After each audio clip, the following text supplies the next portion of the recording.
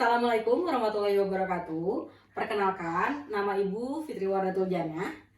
Pada tahun ajaran ini, Ibu ditugaskan oleh sekolah untuk mengajar matematika peminatan dari kelas 11 MIPA 1 sampai 11 MIPA 5. Nah, di semester 3 ini yang akan kita bahas, materinya itu full tentang trigonometri.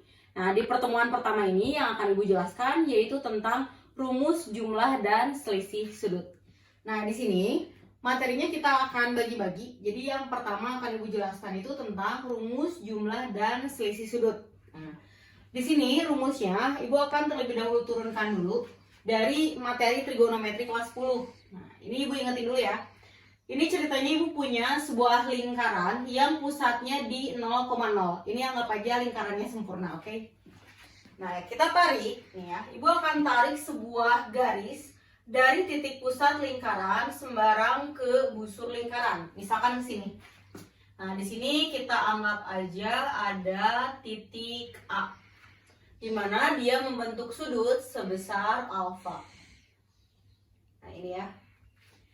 Kalian ingat di kelas 10 kita udah belajar tentang koordinat polar kan? Nah, jadi di sini yang harus kita cari itu adalah berapa sih si koordinat titik A ini? Caranya gimana? Nah, kita pakai rumus trigonometri. Nih, misalkan biar kalian kebayang, ini kalau Ibu cerminkan ke sumbu X. Nah, dia akan membentuk sudut 90 derajat ya di sini. Nah, di sini si jarak dari si titik A ke titik yang di sini yaitu sebesar Y. Nah, sementara dari O ke sini sebesar X. Nah, terus kalian ingat di kelas 10. Kalau kita mau mencari nilai dari sinus alfa, kalian ingat? Sin alfa itu adalah depan per miring. Nah, miringnya ini belum diketahui. Kita ingat-ingat. Jarak dari sebuah titik pusat lingkaran ke busur lingkaran itu disebut sebagai apa? Jari-jari kan? Yang dilambangkan sebagai R. Nah, jadi di sini sin alfanya bisa kita tuliskan depan per miring, di mana depannya itu adalah Y dan miringnya itu adalah R.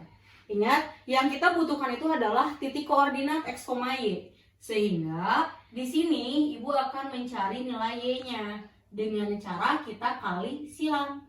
Sehingga diperoleh R sin alfa. Ini adalah persamaan pertama.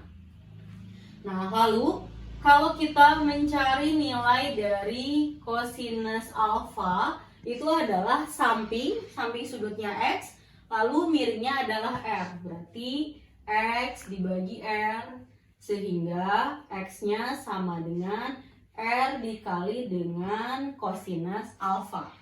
Nah, setelah kita punya nilai X dan Y-nya, maka di sini kita bisa simpulkan bahwa koordinat titik A-nya yaitu X-nya R kosinus alfa dan R sinus alfa. Nah, ini adalah titik yang kita peroleh, baru satu ya. Nah, setelah ini, sekarang kita akan ambil lagi sebuah titik lain. Nah, misalkan Ibu tarik ke atas, ke busur yang atas, sebesar beta. Nah, ini kita kasih nama aja, titiknya adalah titik B. Nah, untuk titik B gimana caranya? Sama aja. Jadi, kalau misalkan di sini kita cerminkan dengan cara yang sama ya kayak tadi. Nah, di sini kita akan dapat juga untuk segitiga, biar kalian gak bingung ya, yang tadi ini Ibu kasih nama A aksen, lalu yang barusan namanya adalah B aksen. Jadi tadi di sini ini yang kita gunakan itu adalah segitiga O A aksen.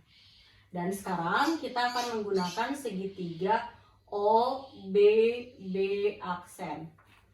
Nah, kalian bisa lihat pada segitiga O, B, B aksen, sudutnya hati-hati bukan sebesar beta ya, tapi sebesar dari beta ke alfa. Nah, jadi kalau kita mau mencari nilai dari sinusnya itu bukan beta, melainkan sin alfa ditambah dengan beta. Nah, yaitu berapa? Sama aja, yaitu depan per miring. Sehingga diperoleh Y-nya itu adalah R dikali dengan sin alfa tambah beta. Itu baru yang nilai Y. Nah, sekarang untuk yang nilai X-nya, kita cari dari cos. Ada cos alfa tambah beta sama dengan X dibagi R. Berarti X-nya sama dengan R dikali dengan kosinus alfa tambah beta. Nah, dari sini kita bisa simpulkan. Akhirnya kita peroleh koordinat titik B, yaitu R kosinus alfa tambah beta dan R sinus alfa tambah beta. Nah, ini baru titik B yang kita peroleh. Nah, kita butuh satu lagi titik bantuan. Nah, titik bantuannya di sini, ini anggap besarnya sama ya, bentar. Misalkan segini deh.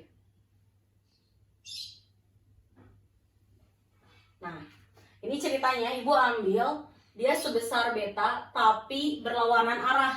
Nah, kalian ingat kalau berlawanan arah itu ada efeknya ya. Sehingga si besar sudutnya ini dia tidak positif melainkan negatif. Nah, dengan cara yang sama, kalau yang ini kita proyeksikan juga ke atas, anggaplah ini ada, ini titiknya titik C, ini ada C aksen. Nah, jadi di sini kita akan mencari nilai nih ya untuk segitiganya. Tadi lupa, ini segitiga. Segitiga OC C aksen. Nah, kalian perhatiin pada segitiga OCC aksen di sini sama kita mau mencari nilai dari sin negatif beta, bukan alfa ya. Nah, ini yaitu sama aja dengan Y per R, sehingga Y-nya sama dengan R dikali dengan sin negatif beta. Nah, di sini hati-hati. Di kelas 10 kalian pernah belajar sifat dari trigonometri ya, ada 3. Bahwa nilai dari sinus negatif theta itu samanya dengan negatif sin theta. Lalu cos negatif theta sama dengan positif cos theta. Dan tangen dari negatif theta sama dengan negatif dari tan theta. Nah, ini kalian harus ingat-ingat. Nah, sekarang lihat di sini. Ini ada sin negatif beta, berarti kita pakai sifat yang itu ya. Sehingga kita peroleh Y-nya sama dengan negatif dari R sinus beta. Nah, setelah ini kita akan mencari nilai dari kosinus negatif beta, yaitu X dibagi R. Sehingga X-nya sama dengan R dikali kosinus negatif beta. Nah, untuk cos dari negatif beta, tadi ingat sifatnya, dia menjadi positif cos theta kan? Berarti untuk yang di sini dia menjadi R kosinus beta. Nah, kita simpulkan juga. Sehingga titik C yang kita cari itu adalah R dikali dengan kosinus beta, negatif R dikali dengan sin beta. Nah, sekarang semua titik koordinat bantunya kita udah peroleh. Baru kita akan turunkan rumusnya. Ini bukan penurunannya ya, masih belum. Nah, untuk penurunannya kemungkinan ini nggak akan cukup. Jadi ini Ibu mau hapus dulu, baru nanti kita langsung masukin ya. Nah, tadi dari hasil yang tadi kita udah dapat 3 titik koordinat ini sebagai titik bantu. Nah, sekarang kalian bisa perhatiin lingkaran yang tadi. Nah, kalian bisa lihat, ini kan ada sudut alfa sama beta ya. Yang atas juga alfa sama beta, cuman beta yang bawah cuman beda arah doang. Nah, jadi kalau kita hubungkan ya, jarak dari si titik B kita tarik ke sini. Nah, ini kita kasih nama, ini titik D ya.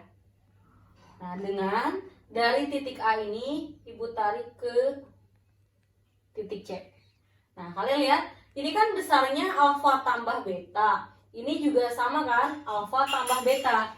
Nah, artinya apa? Segitiga, nih, panjang sisi si B sama D nih ya jaraknya. Karena kan segitiganya sudutnya sama, otomatis akan sama dengan panjang dari si sisi AC. Karena di depan sudut yang sama. Nah, sekarang untuk penurunan rumusnya, Ibu akan menggunakan konsep jarak antar dua titik.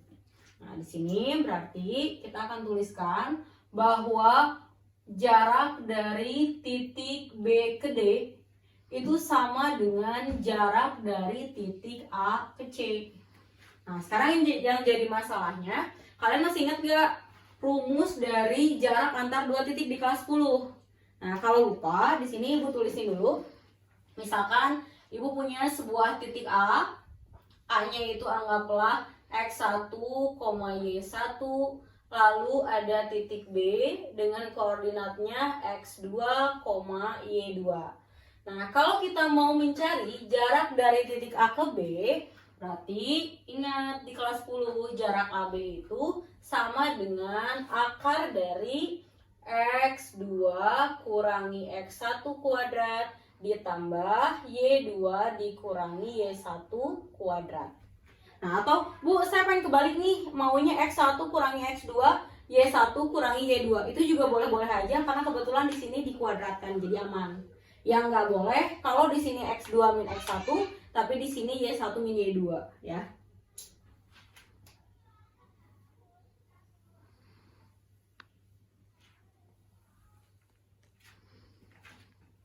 Jadi intinya itu kalau mau dibalikin, balikin semuanya gitu ya. Nah, sekarang kita masukin ke sini. Berarti jaraknya itu adalah akar dari XB dikurangi dengan XD kuadrat ditambah dengan YB dikurangi YD kuadrat. Nah, sama dengan akar dari XA dikurangi XC kuadrat ditambah YA dikurangi dengan YC kuadrat. Nah, untuk mempermudah perhitungan di sini kedua ruas Ibu akan kuadratkan untuk menghilangkan bentuk akar. Nah, sehingga itu langsung hilang akarnya. Dan di sini Ibu akan langsung masukin nilai si XB-nya. Nah, kalian lihat di sini nih, XB itu apa? Yaitu koordinat X di titik B. Berarti kita entry, yaitu R kosinus dari alfa tambah beta. Nah, dikurangi dengan XD. XD mana? Ini belum ada kan? Kalian lihat nih di sini. Ini titik D kan? Nah, titik D ini berarti bisa kita lihat koordinatnya itu sebesar X, 0. Kok X? Nah, iya betul X. Tapi kebetulan si X-nya itu lihat nih, jarak dari titik pusat ke busur lingkaran ya. Nah, artinya apa? Si titik D-nya itu adalah R, 0. Berarti di sini kita masukin nih, ada R kuadrat ditambah dengan YB. YB-nya adalah R sinus alfa tambah beta dikurangi 0 kuadrat. Nah, itu baru entry yang ruas kiri. Sekarang kita entry yang ruas kanan. Lihat XA. XA di sana yaitu R kosinus alfa dikurangi XC. XC-nya itu adalah R dikali kosinus beta kuadrat. Nah, lalu ditambah dengan YA. Kalian lihat lagi YA. Ada R dikali dengan sin alfa dikurangi YC, hati-hati ya, YC-nya negatif dari R sinus beta dikuadratkan. Nah, sampai sini paham kan? Selanjutnya kita akan langsung kuadratin ya. Ini kita kuadratin, kita uraikan. Ini ada R cos alfa plus beta kuadrat. Berarti jadi apa? Yaitu R kuadrat cos kuadrat alfa tambah beta. Nah, selanjutnya 2 kali R cos alfa plus beta kali negatif R, sehingga menjadi negatif 2 R kuadrat kosinus alfa tambah beta. Dan terakhir yang ini negatif R dikuadratin, berarti dapat R kuadrat. Itu baru yang di ruas kiri paling pojok. Nah sekarang lihat yang ini. Ini ada R sin alfa plus beta kuadrat. Berarti dikuadratin jadi R kuadrat sin kuadrat alfa tambah beta. U adalah penguraian ruas kiri. Nah, sekarang kita uraikan yang ruas kanan. Berarti di sini ada R kuadrat cos kuadrat alfa, lalu dikurangi 2R kuadrat cos alfa kali cos beta, lalu ditambah dengan R kuadrat cos kuadrat beta. Nah, lalu yang ini ya. Lalu ditambah lagi dengan R kuadrat sin kuadrat alfa. Nah, ini lihat ada min tambah dikali min jadi plus kan? Berarti kalau kita kaliin ini jadi 2 kali R sin alfa dikali dengan plus R sin beta itu menjadi 2 kalinya R kuadrat sin alfa sin beta. Nah, itu nggak cukup. Di sini ada ini positif R sin beta kuadrat. Ibu tulis ini ya. Jadi ditambah R kuadrat sin kuadrat beta. Ini bentuk penguraiannya. Sampai sini kalian pahami dulu. Nah, kalau sudah, di sini kita akan kelompokkan. Nih, kita kelompokkan. Yang pertama, kalian lihat nih. Ada R kuadrat cos kuadrat alfa plus beta. Lalu di sini Ibu nemuin ada R kuadrat sin kuadrat alfa plus beta. Kita gabungin ya. Nah, di sini kita gabung. Berarti ada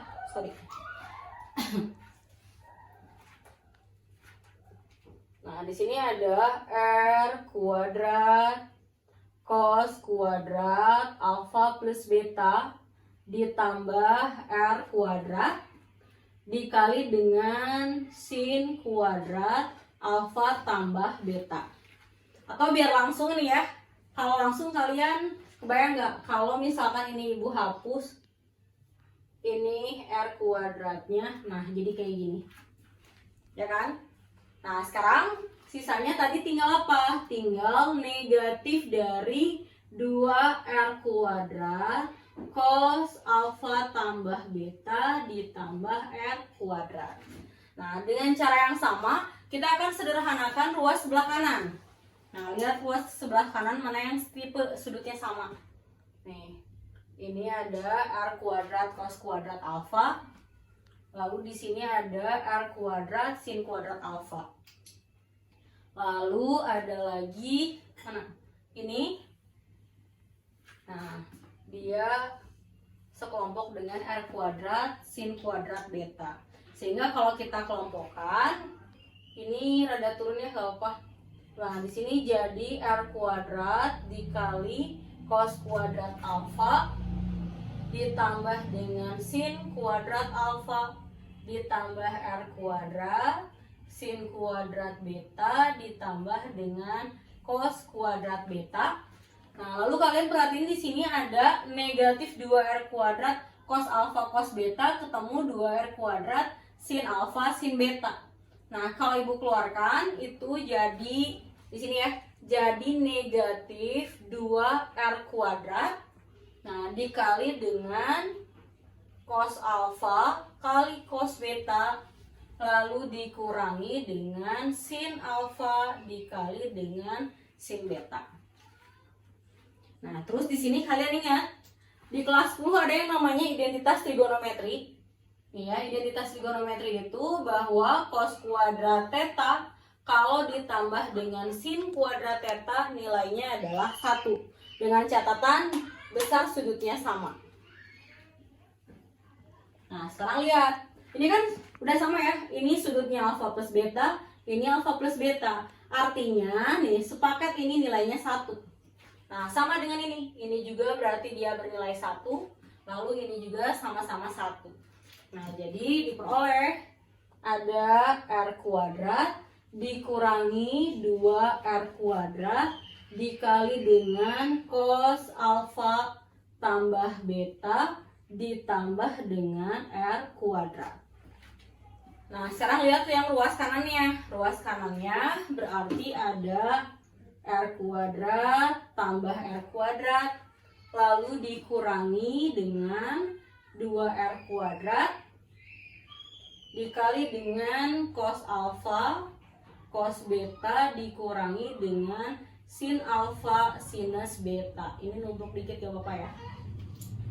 Ini ibu pisahin gini. Nah, gitulah. Sekarang kita jumlahin ya. Ini ada R kuadrat tambah R kuadrat menjadi 2R kuadrat dikurangi 2R kuadrat cos alfa tambah beta. Nah, yang ini juga sama. Ada 2R kuadrat dikurangi 2R kuadrat dikali dengan cos alfa, cos beta dikurangi dengan sin alfa kali sin beta. Nah, kalian lihat semuanya di sini punya nilai 2R kuadrat kan? Nah, artinya apa? Kedua ruas nih di sini boleh kita bagi dengan 2R kuadrat. Kalau kita bagi dengan 2R kuadrat, otomatis ini jadi 1 kan? Jadi 1 dikurangi dengan kosinus alfa tambah beta, lalu sama dengan 1 dikurangi dengan kosinus alfa kosinus beta dikurangi dengan sin alfa kali sin beta. Nah, kalian lihat kiri kanan dia punya angka 1 kan? Nah, karena kiri kanan punya angka 1, boleh dong di sini kiri kanan ibu kurangi dengan 1 sehingga satunya akhirnya habis. Nah, lihat di sini ada minus, ini juga ada minus. Berarti apa? Kalau kita bagi kedua ruas dengan negatif 1, maka kita peroleh apa? Kita peroleh rumusnya bahwa nilai dari cos alfa tambah beta itu sama aja dengan cos alfa kali cos beta dikurangi dengan sin alfa kali sin beta. Dan inilah rumus dari kosinus alfa ditambah dengan beta. Ini rumus yang pertama, nanti rumusnya ada 6. Nah, untuk nyari cos alfa min beta gimana? Itu gampang, asal kita nurunin dari sini. Nih ya, lihat. Untuk butuh nilai cos dari alfa min beta, kita tinggal otak-atik aja. Nih, kalian ingat? Yang namanya alfa dikurangi beta, itu kan sama aja dong dengan alfa ditambah negatif beta kan? Nah, kita punya rumus cos alfa plus beta. Nah, ini kita uraikan pakai rumus yang di atas, sehingga menjadi cos alfa dikali cos negatif beta lalu dikurangi dengan sin alfa dikali sin negatif beta. Nah, yang di sini ingat sifat yang tadi Ibu bilang. Ini ada cos negatif beta jadi cos beta. Tapi untuk sin min beta itu jadi negatif sin beta. Akibatnya apa? Akibatnya yang ini jadi cos alfa kali cos beta. Lalu ini minusnya keluar kan? Min kali min berarti jadi plus sinus alfa kali sinus beta. Nah, jadi dari sini kita simpulin bahwa rumus untuk kosinus alfa dikurangi dengan beta itu sama aja dengan kosinus alfa kali kosinus beta ditambah dengan sin alfa dikali sin beta. Ini adalah rumus yang kedua. Nah, nanti untuk lebih paham tentang rumus ini, Ibu akan kasih contoh soal. Nah, silakan kalian pahami terlebih dahulu. Oke, kita lanjutin. Sekarang biar kalian lebih paham dengan rumus yang tadi telah kita turunkan, kita masuk ke contoh soal. Di sini Ibu berikan 3 buah contoh soal yang sederhana ya. Nah, kita lihat contoh soal pertama. Kalian ingat di kelas 10 kita hanya belajar sudut-sudut istimewa kan? Nah, ketika ada pertanyaan berapa nih nilai cos 75, pasti bingung. Nah, itulah gunanya ada rumus yang tadi. Nah, jadi di sini kita akan jawab nih ya, menggunakan rumus yang tadi. Nih, untuk mencari nilai dari kosinus 75 derajat, itu kalian tinggal cari. Boleh pakai pengurangan sudut atau boleh juga pakai penyebelahan sudut. Misal, ibu mau ambil pengennya cos dari 30 derajat ditambah dengan 45 derajat. Misalkan Bu, kalau saya sih pengennya cos 90 kurangi 15 derajat, boleh gak? Boleh-boleh aja. Itu sih balik lagi ke kalian, terserah. Yang penting ending jawaban kita sama. Nah, ingat yang kita punya tadi di sini adalah rumus cos alfa ditambah dengan beta. Sehingga kalau kita uraikan menggunakan rumus yang tadi, ini menjadi kosinus dari 30 derajat dikali dengan kosinus 45 derajat. Lalu dikurangi dengan sin 30 derajat dan sin 45 derajat. Ini tanggung ya, nerobos ke sini nggak apa-apa ya. Nah, terus kalian ingat nilai cos dari 30 derajat berapa? Yaitu setengah akar 3. Nah, cos 45 berapa? Yaitu setengah akar 2. Nah, kalau sin 30 itu adalah setengah, sin 45 adalah setengah akar 2. Nah, sekarang tinggal kita kaliin deh. Nih, setengah kali setengah berarti jadi 1/4. Akar 3 kali akar 2 itu akar 6. Ingat ya, bukan 6 tapi akar 6. Nah, lalu dikurangi dengan 1/4 akar 2. Nah, jadi di sini kita simpulkan bahwa nilai dari kosinus 75 derajat itu sama dengan 1/4 kali akar 6 dikurangi akar 2. Nah, ini jawaban yang nomor 1. Nah, sekarang kita akan lihat ke soal yang nomor 2. Nah, untuk soal yang nomor 2 ini naik level ya. Nah, di sini kita lihat ada kosinus alfa nilainya negatif 4/5. Nah, ini hati-hati nih. Ada kata-kata bahwa alfa sudut tumpul. Kalian ingat, yang namanya sudut tumpul itu berkisar di antara berapa derajat? Yaitu di antara 90 derajat. Nah, ini sampai 180 derajat. Terus kalian ingat nih, oh berarti kalau di antara 90 sampai 180 itu beradanya di kuadran berapa? Yaitu berada di kuadran 2. Nah, itu untuk yang pernyataan pertama. Nah, sekarang lihat pernyataan kedua. Bahwa cos beta katanya sama dengan 12/13, di mana betanya ada di antara 270 sampai 360 derajat. Artinya dia ada di kuadran 4. Nah, di sini sebelum khawatirnya kalian lupa nih ya, Ibu ingetin dulu untuk kuadran. Kalian ingat di kelas 10 kita udah belajar tentang kuadran. Ini Ibu ingetin di sini ya. Ini ada 0 derajat, ada 360 derajat. Lalu di sini ada 90 derajat, lalu yang ini ada 180 derajat, dan di sini ada 270 derajat. Terus kalian ingat, ini namanya adalah kuadran 1, ini kuadran 2, yang ini kuadran 3, dan ini kuadran 4. Nah, cara cepatnya nih ya, buat ngafalin mana yang positif, mana yang negatif di kuadran, kalau Ibu biasanya singkat dengan ini, semua sin dika tangan kosong. Nah, maksudnya apa? Artinya di kuadran 1 ini yang bernilai positif itu semua trigonometri ya, termasuk kebalikannya. Dan di kuadran 2 yang positif itu hanya sinus dan kebalikannya. Apa kebalikan sin? Yaitu kosekan. Nah, untuk kuadran 3 yang positif itu adalah tangen dan kebalikannya yaitu kotangen. Lalu di kuadran 4 yang bernilai positif itu adalah kosinus dan kebalikannya yaitu sekant. Nah, terus rumusnya gimana kalau kuadran 1, 2 dan yang lainnya? Nih, Ibu ingetin. Kalau di sini kita misalkan boleh aja nih pengen 360 derajat, Ibu tambahin dengan alfa. Karena apa? Di sini setelah 360. Tapi Bu, ini kan sebelum 90 derajat, ya berarti boleh juga rumusnya menjadi 90 derajat dikurangi dengan alfa.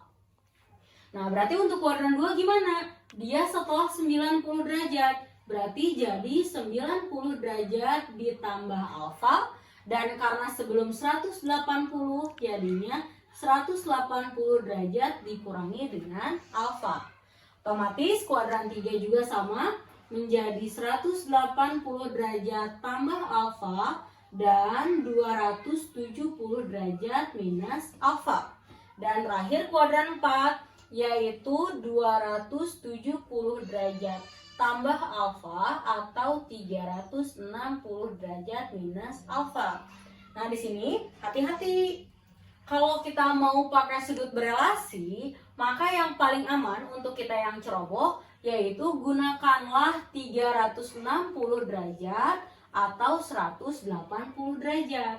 Karena untuk 360 dan 180 itu nilai trigonometrinya dia tidak berubah. Jadi dia akan aman. Tapi kalau 90 dan 270 itu agak-agak bahaya kalau untuk orang yang ceroboh. Kenapa? Nih ya, kalau untuk yang 90 derajat atau 270 derajat kita pakai, maka akan terjadi 3 buah perubahan. Perubahan pertama, kalau misalkan di sini rumusnya itu fungsinya sinus, nah, maka si sinus ini dia harus berubah.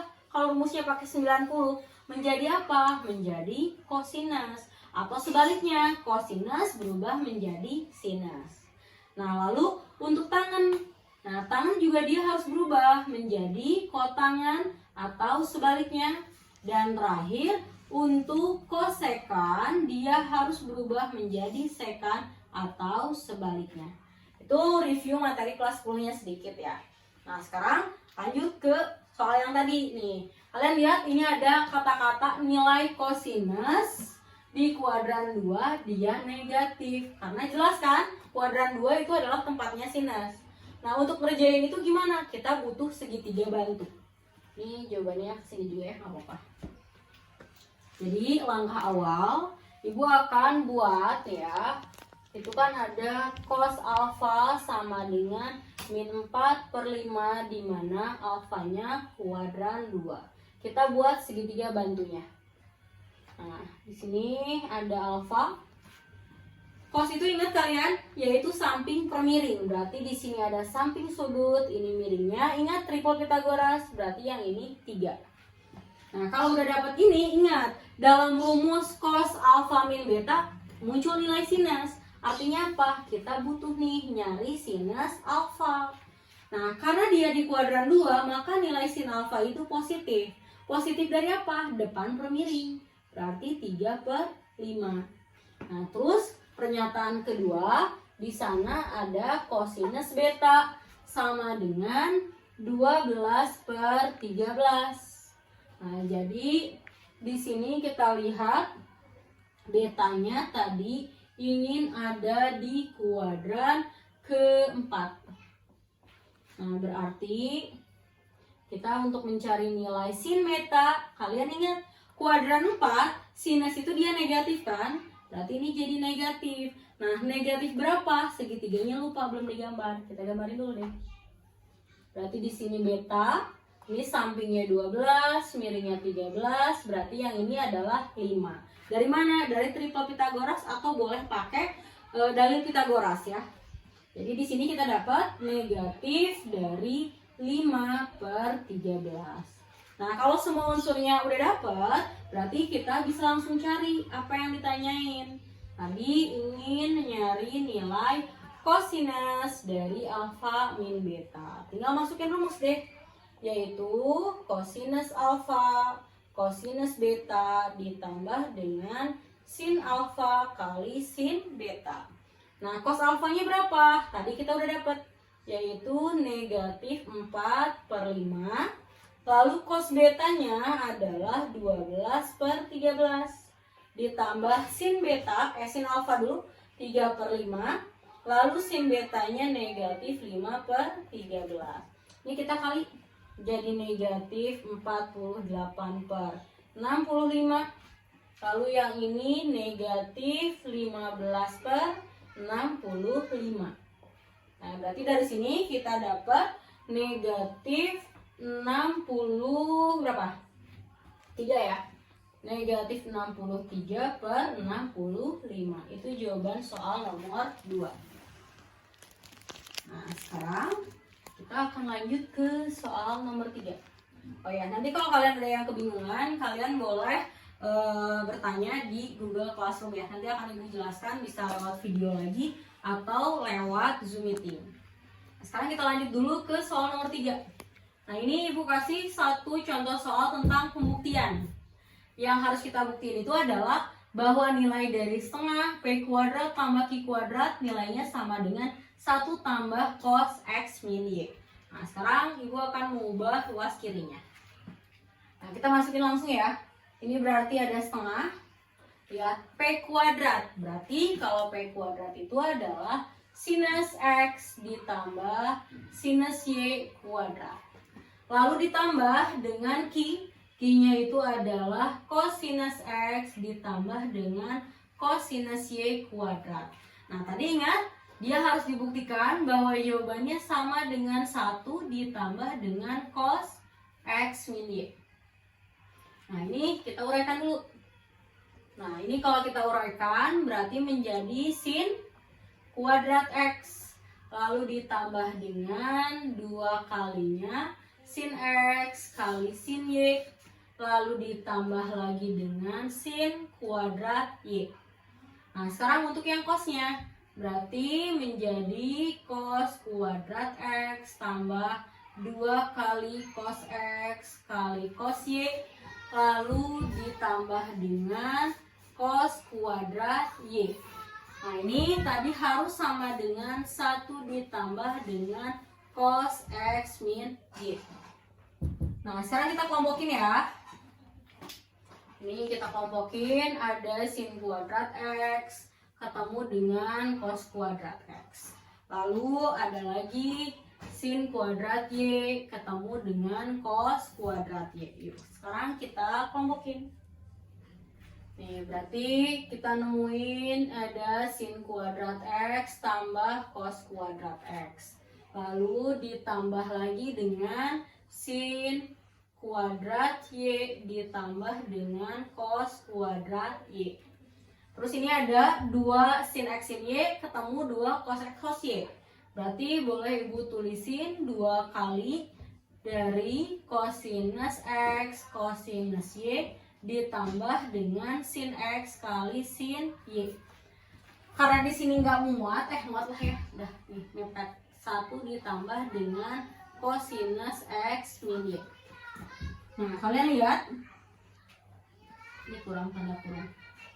Ini adalah identitas kan? Ini juga adalah identitas trigono. Berarti ini 1, ini 1. Jadi setengah kalinya dari 2 ditambah dengan 2 kali. Nah, ingat nih, ada cos plus sin. Itu rumus apa tadi?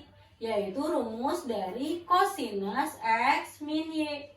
Nah, kalau kalian lihat, ini ada setengah kali 2, berarti jadi 1 kan? Lalu setengah kali 2 yang ini juga dia jadi 1. Berarti terbukti bahwa pernyataan itu memang benar bernilai 1 tambah cos X min Y. Nah, ini adalah jawaban soal nomor 3.